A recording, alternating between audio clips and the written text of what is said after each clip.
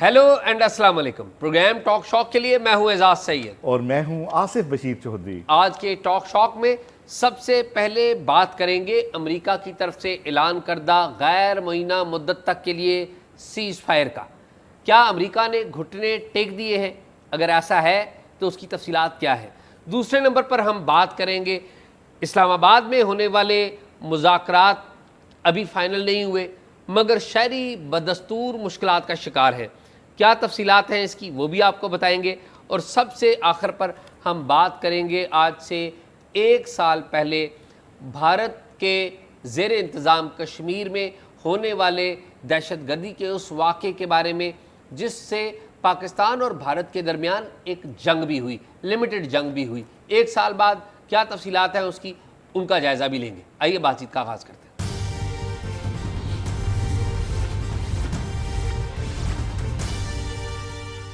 اعزاز کیسے ہیں آپ؟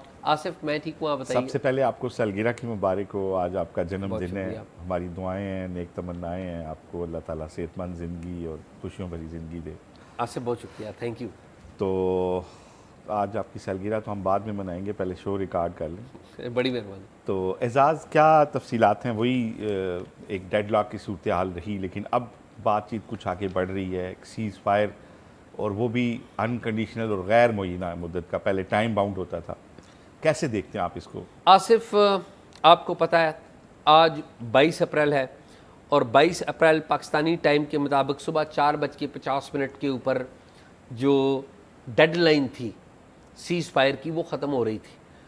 اور کل ایسا لگ رہا تھا امریکی صدر ڈونلڈ ٹرمپ کے بیانات سے، آپ کو پتہ ہے انہوں نے کل بیان دیا تھا کہ جو ہی ڈیڈ لائن ختم ہوگی میں ایران کے اوپر بموں کی اور بارش کروں گا اور میں وہ کام کروں گا جو مجھے کرنا چاہیے. تو باقاعدہ دھمکیاں تھیں اور یہ خالی دھمکیاں نہیں تھیں. اگر آپ دیکھیے زمین کے اوپر ارد گرد ایران کے اندر کارروائی کے حوالے سے، ایران کے باہر سمندر میں جو کارروائی ہے، ایکٹیویٹی ہے امریکی سینٹ کام کی اور امریکی نیوی کی، وہ بھی وہاں پر نظر آ رہی تھی کہ بہت زیادہ نیوی کی وہاں پر تعیناتیاں ہوئی ہیں جو ابھی بھی ہے. بلاکڈ تو ابھی جاری ہے. پھر ہم نے دیکھا کہ امریکی صدر ڈونلڈ ٹرمپ انہوں نے غیر معینہ مدت تک کے لیے سیز فائر کا اعلان کیا. اور آپ کو پتہ ہے آصف ہم پچھلے پروگرام میں اور اس سے پچھلے پروگرام میں بھی اسیسمنٹ یہی دے رہے تھے کہ شاید یہ جو سیز فائر ہے یہ آگے بڑھے گا اور وہی ہوا. پاکستانی درخواست پہ انہوں نے جی ہاں، بلکہ انہوں نے پاکستان کے پرائم منسٹر شہباز شریف کا اور پاکستان کے جو آرمی چیف ہیں یا چیف آف ڈیفنس فورسز ہیں جنرل عاصم منیر، ان کا نام بھی لیا اپنے اسٹیٹمنٹ میں بھی اور کہا کہ میں ان کی درخواست کے اوپر جو ہے یہ سیز فائر اس کی توسیع کر رہا ہوں. یار آپ فیلڈ مارشل بھی کہا کریں نا. جی فیلڈ مارشل یہ مناسب نہیں ہے. ہاں بالکل. اتنے عرصے بعد ایک فیلڈ مارشل آئے اور آپ ان کا نام کے ساتھ فیلڈ مارشل کہا کریں. یہ واقعی آپ ٹھیک کہہ رہے ہیں. آپ تو اس طرح کہہ رہے ہیں کہ یہ قانونی طور پہ جرم کر دیا. نہیں مجھے اچھا نہیں لگتا نا. اچھا نہیں لگتا.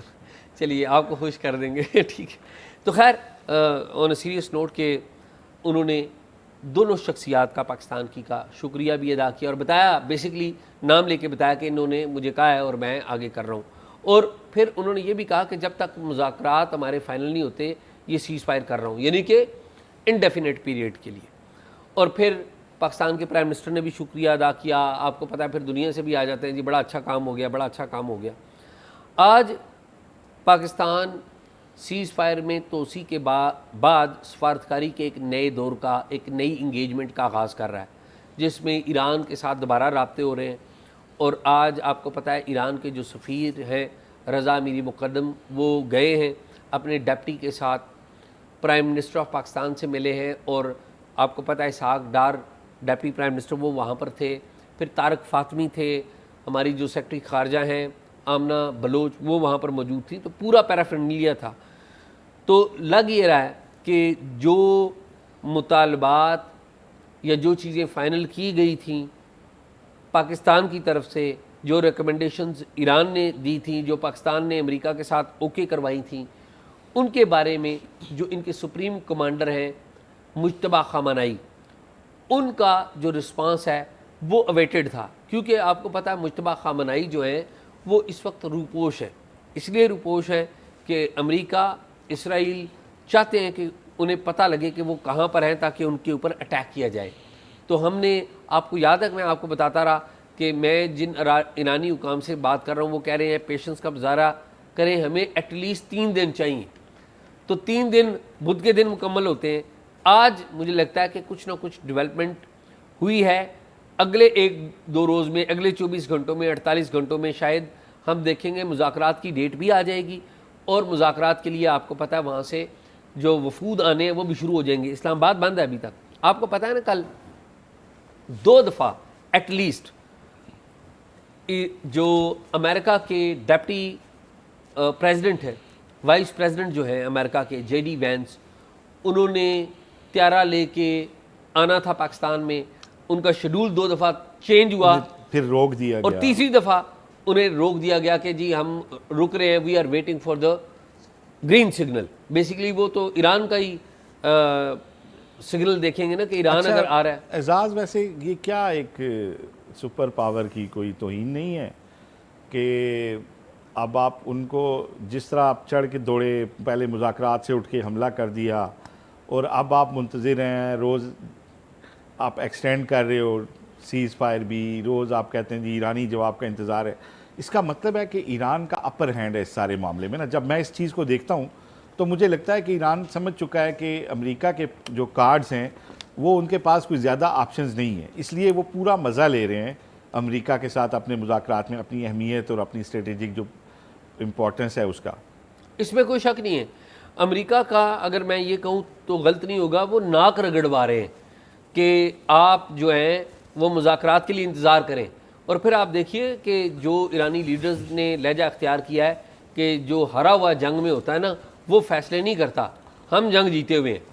تو امریکی صدر ایک طرف ڈونلڈ ٹرمپ اپنے سٹیٹمنٹ دے رہے ہیں اور وہ کہہ رہے ہیں کہ جی میں نے آبنائے ہرموز جو ہے اس کو بلاکڈ کیا ہوا ہے, اور ایران کو $500 ملین جو ہے یومیہ اس کا نقصان ہو رہا ہے. اور ایران میں پھر وہ کہہ رہے ہیں کہ جی پولیس اور فوج جو ہے پیسے مانگ رہی ہے, ان کو مل نہیں رہے. تو وہ بتا رہے ہیں کہ ایران کے اندر بہت بری صورتحال ہے.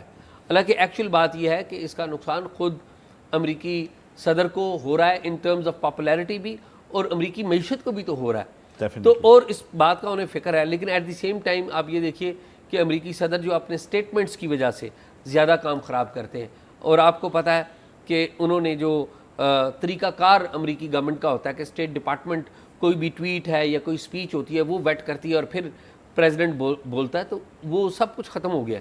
اب وائٹ ہاؤس جو ہے اسٹیٹ ڈپارٹمنٹ سے الگ اپنا جو فارن افیئرز پالیسی وہ چلا رہا ہے. اور ابھی تو آصف آپ کو پتہ ہے کہ وائٹ ہاؤس میں ایک خبر بھی ایک وائٹ ہاؤس سے نکلی. ایک صاحب ہیں لیری, فارمر CIA کے اینالسٹ ہیں, انہوں نے رپورٹ کیا کہ جی وائٹ ہاؤس میں جو نیوکلیئر کے جو ہیڈ ہوتے ہیں ان سے امریکی صدر نے جو نیوکلیئر کوڈز لینے کی کوشش کی جسے بلاک کر دیا گیا. یہ ایک CIA کے اینالسٹ نے کوئی بات کی جسے وائٹ ہاؤس نے ڈینائی بھی کر دیا.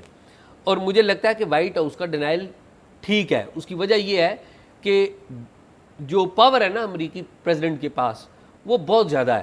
امریکی پریزیڈنٹ کے پاس ہر وقت ان کی ٹیم کے پاس 2 بریف کیس ہوتے ہیں جو کہ ان کی نیوکلیئر اور ان کی جو پوری کمانڈ سے متعلقہ ہوتے ہیں. اور ان کے امریکی صدر کے پاس آپ کو پتہ ہے ان کے پرس میں ایک کارڈ ہوتا ہے کہ اگر امریکی صدر نے کوئی فیصلہ لینا ہے کسی بھی ملک کے حوالے سے, نیوکلیئر کے حوالے سے, وہ کارڈ نکالیں گے اور وہ کارڈ 2 میں سے ایک بیگ کے لیپ ٹاپ میں ڈالیں گے اور وہ چیک کرے گا کہ واقعی یہ پریزیڈنٹ ہے, چہرے کے حوالے سے ویریفائی کرے گا.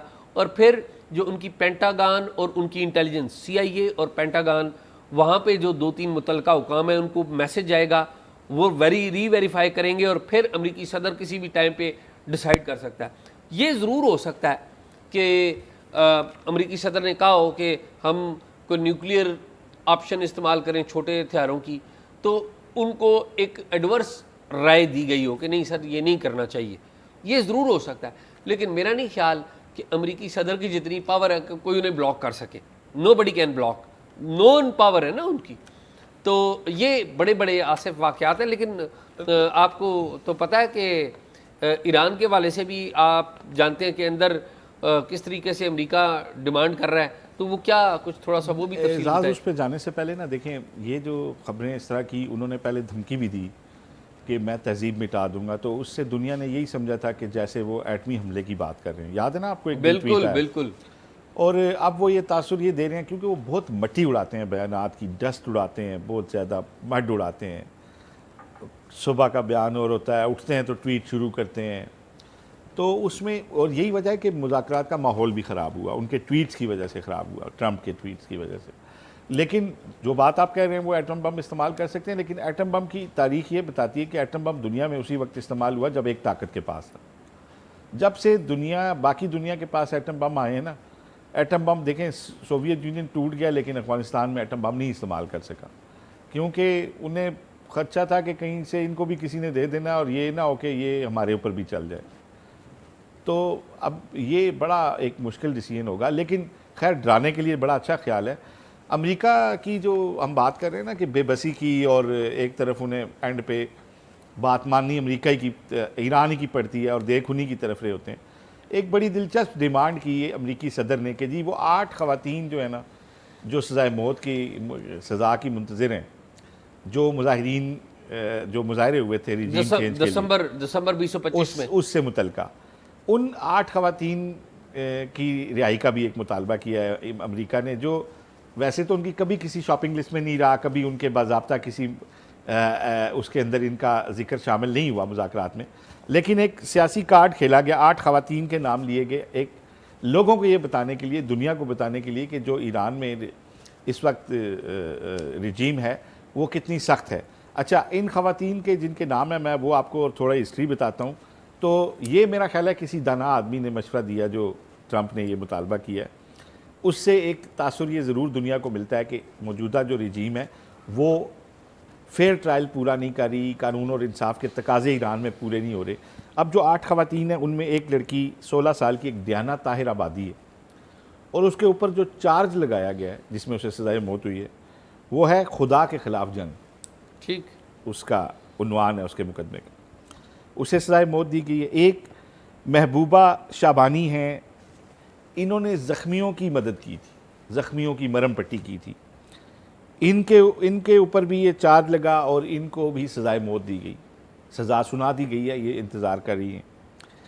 اسی طرح ایک وینس حسینی ہیں، ایک ڈاکٹر گلنار نراکی ہیں، ایک غزال غلندری ہیں، ایک پناہ موحدی ہیں، ایک انیسہ نجاتی ہیں، اور ایک بیتا ہمتی. یہ 8 لوگوں کے نام ہیں. اس میں سے کچھ ناموں کے بارے میں یہ کہا جا رہا ہے کہ یہ شاید ان کنفرمڈ ہیں، لیکن جو ابھی تک میڈیا پہ سرفیس ہوئے ہیں وہ یہ 8 نام ہیں.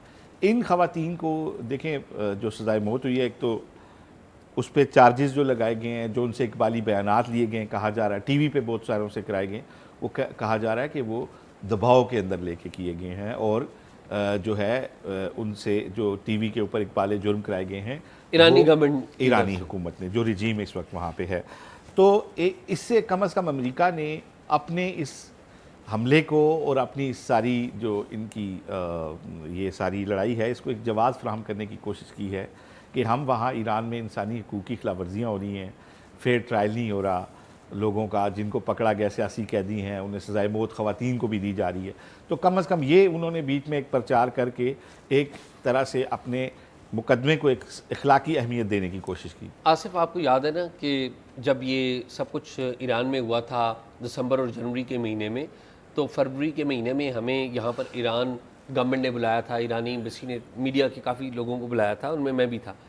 اب امریکہ نے یہ جو سٹیٹمنٹ دیا ہے، یا ٹرمپ صاحب نے یہ سٹیٹمنٹ دے کے اپنی طرف سے تو انہوں نے انہیں رجیم کو بلیک پینٹ کرنے کی کوشش کی ہے نا کہ وہ ان کو بدنام کریں، لیکن سچ یہ ہے کہ ان کے اس بیان سے یہ جو 8 خواتین ہیں ان کی زندگی اور مشکل میں پڑ گئی ہے. اب اگر ان کی بچت کی کوئی امید تھی بھی، مجھے نہیں لگتا کہ اب وہ بچیں گی.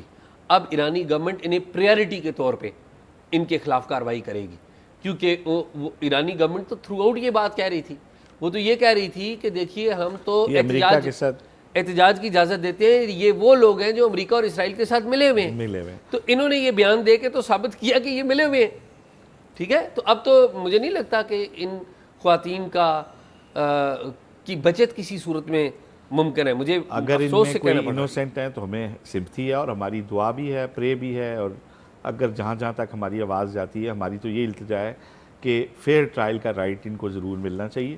اگر یہ گناہ گار ہیں تو پھر تو جو ان کی سزا بنتی ہے وہ شاید ہوگی، لیکن اگر کوئی بے گناہ ہے تو اس کو کم از کم سزا نہیں ہونی چاہیے. جی ہاں. خیر اعزاز، یہ سارا میٹر تو چل رہا ہے، اس میں کچھ اور آپ ایڈ کریں گے؟ میں صرف ایک بات ایڈ کر دوں گا. آپ کو پتہ ہے کہ آج ایک بہت بڑا واقعہ ایک اور بھی ہوا ہے. آج ایرانی جو پاسداران انقلاب ہیں IRGC، انہوں نے آبنائے ہرموز میں یا اسٹریٹ آف ہرموز میں 2 شپس قبضے میں لے لی ہیں. ان پہ فائرنگ ہوئی ہے، آبنائے ہرموز میں فائرنگ ہوئی ہے باقاعدہ، اور 2 شپس جو ہیں جسے کہتے ہیں نا قبضے میں لے لیے ہیں. اور کہا ہے کہ یہ ٹٹ فار ٹیٹ رسپانس ہے. یہ وہ شپس تھے جو ایرانی پانیوں کی طرف آ کے ایرانی جو سپائنگ کر رہے تھے. تو جو ایک شپ ان کا پکڑا گیا ہے تو 2 شپ انہوں نے پکڑ لیے تھے. ایک کا نام ہے MSC فرانسیسا اور دوسرا ہے EPMINODES EP مینوڈوس. میں اگر غلط پروناؤنس کر رہا ہوں تو میں معذرت چاہتا ہوں. کس ملک کے جہاز ہیں؟ یہ ابھی تک جو ابتدائی ڈیٹیلز ہیں وہ یہی ہیں. پتہ چل جائے گا. مجھے ایک تو نام سے لگ رہا ہے فرینچ لگ رہا ہے، تو دوسرا مجھے نہیں پتا کس کا ہے. آج ویسے بائی دا وے اٹلی کے جو فارن منسٹر ہیں انہوں نے بھی عباس اراغچی سے بات کی ہے جو کہ ایران کے وزیر خارجہ ہیں. تو پاسبل ہے کہ دونوں میں سے کوئی ایک اٹلی کا اچھا. اب اعزاز آپ یہ بات دیکھیں نا، یہ پاسداران انقلاب وہی اقدامات کر رہے ہیں نا جس طرح کہ ہمارے بالکل وہ ایک انتہا پہ جو لوگ ہوتے ہیں کرتے. دیکھیں فرانس کا اس سارے قضیے میں ایران کی حمایت میں رول رہا ہے. انہوں نے ایئر سپیس نہیں استعمال کرنے دی اپنی. انہوں نے ایران کی حمایت میں بہت سارے بیانات اس حوالے سے دیے کہ ایران کے اوپر جنگ مسلط کی گئی ہے اور اس طرح کی باتیں کی. اب اگر ایران فرینچ جہازوں کو، کمرشل جہازوں کا وہاں فائر آپ بتا رہے ہیں ہوا ہے، انہیں قبضے میں لے لیتا ہے، تو اس سے امریکہ کے کیا نقصان ہوگا؟ اس سے تو ایران کا اپنا نقصان ہوگا کہ جو ملک اس کے ساتھ کھڑے ہیں ان کے ظاہر ہے ان کے اندر ایک ایگریشن پیدا ہوگا کہ ہمارا جہاز. اور اپنائے ہرمز سے تو وہ کیونکہ بند ہے، مجھے لگتا ہے شاید یہ انہوں نے انٹرنیشنل پانیوں سے یا ایران کے پاس سے گزرتے ہوئے پکڑے ہوں گے، کیونکہ اپنائے ہرمز میں تو 2 طرح کی ناکہ بندی ہے، ایک امریکہ کی ناکہ بندی ہے، ایک ایران کی ناکہ بندی ہے. تو اس میں سے تو جہاز بغیر اجازت کے نہیں جا سکتا ان 2 ملکوں کی. تو آئی ایم ناٹ شور کہ کیا ایکچوئل واقعہ ہے. لیکن اگر یہ فرینچ ہیں اور اٹلی کے جہاز ہیں تو یورپ کے اکثر ملکوں نے امریکہ کو منع کیا کہ آپ ہماری اسپیس سے جہاز نہیں گزار سکتے اس جنگ کے لیے. آپ ہماری، حالانکہ وہ نیٹو کے اتحادی اور یہ بہت بڑے بیانات ہیں ان کی طرف سے. آئی ڈونٹ نو کہ یہ کون سے زرخیز دماغ ادھر بھی پاسداران کے اندر جو ہیں کام کر رہے ہیں جو ایران کے لیے میرا خیال ہے مشکلات مزید بڑھائیں گے. آصف لیٹس سی کہ اس میں کیا ہوتا ہے. فی الحال تو اپر ہینڈ ایران نے لیا ہوا ہے. لیکن مجھے یہ بتائیں کہ آج صبح میں آ رہا تھا دفتر تو میں اپنے جو روٹین کا پرانا رستہ ہے سرینا کی طرف سے آتے ہیں، آپ کو پتہ سرینا کے سامنے سے چوک سے کراس کرتے ہیں، تو وہ بند تھا بدستور. اور اسلام آباد شہر میں بدستور سیکیورٹی ہے. تو کیا صورتحال ہے پنڈی اور اسلام آباد کی؟ پنڈی اور اسلام آباد کی صورتحال جو اعزاز ہے وہ ناقابل بیان اور ناقابل یقین ہے. یہ بھی آبنائے ہرموز بنا ہوا ہے. آبنائے ہرمز میں تو کم از کم لوگوں کو پتہ نہیں ادھر سے جا نہیں سکتے. یہاں پہ تو ہمیں کچھ پتہ نہیں ہے کہ جا سکتے ہیں یا نہیں جا سکتے.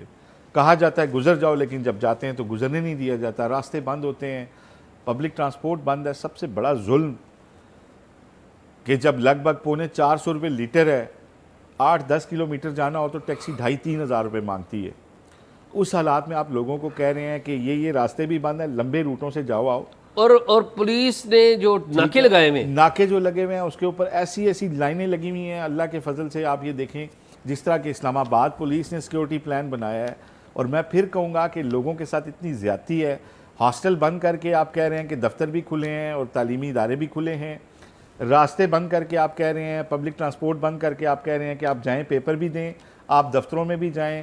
اور آپ اپنے، اور پھر یہ دیکھیں جناح ایوینیو بند ہے اعزاز. آج 3را دن ہو گیا ہے. جناح ایوینیو تقریباً 3-4 کلومیٹر، یہ اب ڈی چوک سے آگے ریڈ زون ہے.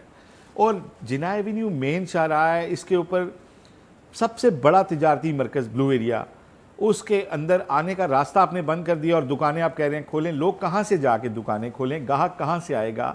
اور یہ کون سے یہ زرخیز دماغ ہیں اللہ کے بندو جن کو اس طرح کے سیکیورٹی پلان. اور لوگ اب تو اتنے مجبور اور لاچار ہیں، سارا دن ساری رات لوگ پوچھتے ہیں جی کیا ہے، وہ ایرانی آ رہے ہیں کہ نہیں آ رہے ہیں؟ یار یہ کب ختم ہوگا؟ تو پاکستان کے لیے تو میرا خیال ہے ٹوین سٹیز کے لیے تو یہ ایک عذاب کی صورتحال بن گئی ہے ان مذاکرات کی وجہ سے. آصف آپ کو پتہ ہے نا کہ ٹوئن سٹیز میں چونکہ بڑی گاڑیاں نہیں آ رہی, جو فروٹ ہے اس کی قیمت ڈبل ہو گئی ہے, جو دودھ ہے اور جو ڈیری کی مصنوعات ہیں چونکہ باہر سے آ نہیں رہی ان کی قیمتیں اوپر چلی گئی ہیں. پانی کی گاڑیاں نہیں آ رہی. اعزاز مجھے رات منڈی جانے کا اتفاق ہوا, آپ بلیو کریں گے کہ 4 گنا چیزوں کی قیمتیں صرف اس لیے تھیں کہ تمام جو آپ کی کارگو والی گاڑیاں ہیں, بڑی گاڑیاں ہیں, ان کا داخلہ بند ہے, منڈیاں کھلی ہوئی ہیں. اب منڈی میں اگر سبزی نہیں آ رہی, فروٹ نہیں آ رہا, تو مجھے یہ بتائیں کہ اس کو کھول کے رکھنے کا کیا فائدہ ہے. اور گاہک بھی تو نہیں آ رہا ہے نا. نہیں دیکھیں, اگر میں تو گیا وہاں پہ تو مجھے پتا چلا کہ کیونکہ 3 دن سے کچھ آ ہی نہیں رہا, تو جو بچی کچھ چیزیں پڑی ہیں ان کی قیمتیں تو آسمان سے بات کر رہی ہیں, تو میں واپس آ گیا. آپ بلیو کریں گے کہ میں نے کچھ بھی نہیں خریدا. تو منڈی کھولنے کا فائدہ ہی نہیں ہے اگر وہاں پہ آپ سبزی اور پھل نہ آنے دیں. دکان کھولنے کا فائدہ نہیں ہے اگر ادھر تک جانے کا راستہ بند ہو. اور پھر آپ نے وہ 8 بجے والا بھی لگایا ہوا ہے, وہ بھی بند کریں. عجیب ایک پولیس اسٹیٹ بنا ہوا ہے ٹوئن سٹیز کے اندر ماحول. ادھر سے پولیس آتی ہے بند کریں, ادھر سے پولیس آتی ہے ہاسٹل بند کریں, ادھر سے آتی ہے جی یہ راستہ بند ہے وہاں سے گھوم کے جاؤ. لوگوں کے پاس اتنے پیسے نہیں ہیں کہ ٹیکسیوں میں سفر کریں اور لمبی قطاروں میں کھڑے ہوں.